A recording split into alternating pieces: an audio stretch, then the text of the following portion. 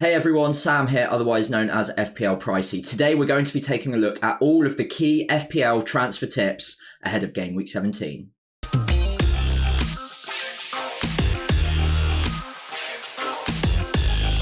So let's start off with the big one. Erling Haaland did miss out that away clash against Luton over the weekend, with rumours coming out as to why he might be missing from the matchday squad. Well, Pep did do us a favour and gave us the details at the end of the Luton game. So he did mention that Haaland has a stress reaction on one of his feet, and that he doesn't know whether or not he's going to be ready for Crystal Palace at home, although in some of the quotes it looks like he said that it is unlikely he's going to be ready. So the question is, for 2 weeks, because he also misses game week 18 due to the blank, are you capable of going without Erling Haaland? Well, I think it is a perfectly viable strategy to look at selling him because none of us have any sale value tied up in him. He has remained at 14 million. That is his starting price. So you can get him back for the same price if you do sell him. So that's positive number one.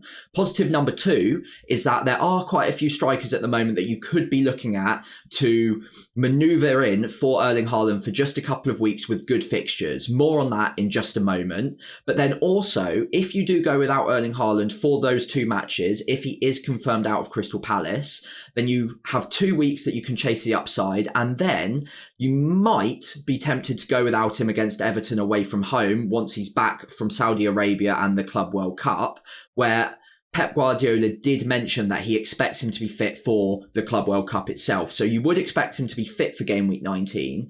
But if you're capable of going just 1 game week without him, then you can quite easily buy him back in game week 20 ahead of Mo Salah going off to the African Cup of Nations. If you've spent that money elsewhere and you've spread the funds around your squad and made upgrades elsewhere, then you can free that money back up by selling Mo Salah or Heung-min Son, who goes off to the Asia Cup as well. And then all of a sudden you've got that money left over that you can get back to Erling Haaland pretty quickly. Whether or not you can just bench him for a couple of weeks, I think that is perfectly viable as well. I think there are squads out there with enough depth in their 15 that they can afford to have Erling Haaland sat on the bench for 2 weeks and then back against Everton. However, if he is confirmed out against Crystal Palace, it is a route that I'll be looking at to be selling Erling Haaland and potentially buying him back in game week 19 or 20. So another forward that stocks are falling for at the moment is Darwin Nunez. Quite a few managers bought him a couple of weeks ago, or perhaps had been hanging on to him for a number of weeks due to Liverpool's good run of fixtures. Well, that run of fixtures is starting to run out now, and Darwin has less than impressed, I think it's fair to say. Although he has gotten 11 returns this season, none of them have really been big explosive hauls. He has missed a lot of chances, and there are other strikers that are probably a bit more tempting and a bit more favourable at the moment to have in your side. However, even though his stocks are falling, even though in most weeks I'd probably recommend selling him, I think in most squads with Darwin Nunez in it, most of us do have the Erling Haaland issue to sort out potentially this week as well. And I think if you've got that issue to sort out, then you could potentially just look at selling him and holding Darwin Nunez at home to Man United. He is probably still in their starting 11 in terms of their best starting 11. They will rotate heavily in the Europa League over the midweek fixtures. So I would probably wait and see whether or not he starts in that game in midweek. If he doesn't, then I think he's pretty certain to start against Man United. And Man United at the moment, put it this way, I would want Darwin Nunez against Man United at home at the moment. I expect Liverpool to be bang up for that game. They're top of the league. They're going to want to pull out a statement win against United, against their old rivals. So I think Darwin Nunez, just out of pure sod's law, is probably going to do quite well against Man United if he starts the game. So I'd use the midweek fixture in the Europa League as a marker. If he gets benched that game, if he gets rotated out that game, I'd expect him to start. And personally, I would probably hold on to him unless you've got absolutely no fires elsewhere in your side. The data's still good. Yes, he's frustrating, but I think for this game week against Man United, if he starts, he'll do quite well. And then game week 18, I think, is almost certainly a sell. So on to the forward replacements for those two players. If Darwin hasn't done enough for you, if you are convinced that selling Erling Haaland is the play, then probably these two forwards are the most convincing options to be looking at right now. So Ollie Watkins, I've talked about him a lot over recent weeks. I don't really need to repeat myself too much. Yes, 2 blanks in a row, but against elite defences, and his data is still very, very strong. 0.63 XGI per 90 is still very good. He's still very well priced, under 9 million comfortably. I think he's 8.4 at the moment. So I think, if anything, that's a bit of a bargain, especially if you're moving off of Erling Haaland for a couple of weeks. Any owners out there are certainly not selling ahead of Brentford away and then that key fixture, possibly even a captainable fixture in game week 18 against Sheffield United at home, and then Burnley in a couple of weeks after that as well. I think he is a fantastic option and a pretty simple purchase. If you've already got Ollie Watkins, then Dominic Solanke is probably your guy. His XGI per 90 is slightly under Ollie Watkins, but his fixtures are phenomenal. Luton at home, Forest away, Fulham at home, and then Tottenham, who do concede goals as well. It is a great run of fixtures for Solanke, and Bournemouth have been brilliant recently as well. So I wouldn't put it past him to score 2 or 3 in all of those games. Maybe Spurs will be a bit more difficult, but still, I'd expect them to score in that game as well. So Solanke probably very slightly second place in terms of forward replacements, but if you've got Ollie Watkins already, then I'd highly recommend getting him as well. There are a couple of other forwards that I'd potentially look at. Cunha at Wolves is not a bad option and a good budget option, and one is still going to be coming later on in this video, so do have a look out for that. So there are 3 midfielders at the moment in the mid-price bracket that are popular in a lot of squads at the moment, but all 3 there are pretty good reasons to be getting rid at the moment. So Moussa Diaby hasn't actually played 90 minutes since game week 11, hasn't started in the last 3 either at the very least. And the data, whilst not terrible, at 0.45 certainly isn't convincing enough when you've got so many other options at Aston Villa at the moment. For me, even though the next 2 fixtures are looking really good, because of Bailey's form, because the way Villa are playing without him in the side, I think it's safe to say that he's a pretty comfortable sell for now until we start seeing him actually playing 90 or at least starting the games for the medium term. Karu Matoma is another player that has been out of favour recently, very strangely. He's only started 1 game since game week 11, and the data, again, not too bad, but if he's not starting matches, there's not really much he can do with it, and I think he is probably a pretty hard sell at the moment as well. Arsenal away next up, not easy at all. And then Raheem Sterling is probably the most interesting one of the 3. Now, the fixtures are still really, really good to come. Chelsea have been annoying to own players from, let's say, in the last few game weeks, but the fixtures are good.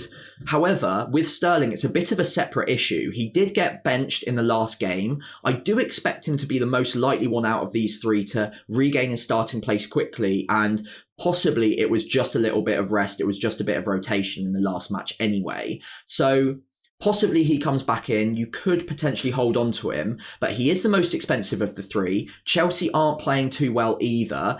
And we've also got to contest with the fact that his underlying data is the worst out of these 3 players as well. At 0.37, it's not fantastic.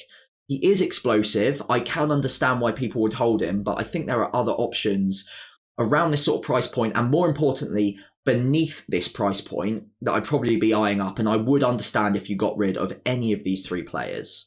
Special shout out goes to Son Heung-min, who did save my game week 16 with 17 points. He has been extremely explosive all season, and even without James Maddison, he has still found a route to points. We also had confirmation that he's on penalties last night as well, so that's another feather in his cap, and the data is still really, really strong. Now, he did move out to left wing with Richarlison up front last night, but that didn't really seem to hamper him whatsoever. And what I would say is it looked like a little bit of a ploy to me to pin Trippier back and keep him minded of his defensive duties throughout the match, because Trippier is such a great creative outlet for Newcastle. To have him pinned back towards his own area with Son pressing down that left wing the whole time, I think is a really good tactic for Spurs. So I don't know whether or not he'll move back to centre forward. I'd say because of how well he and Richarlison both performed, he might actually stay at left wing.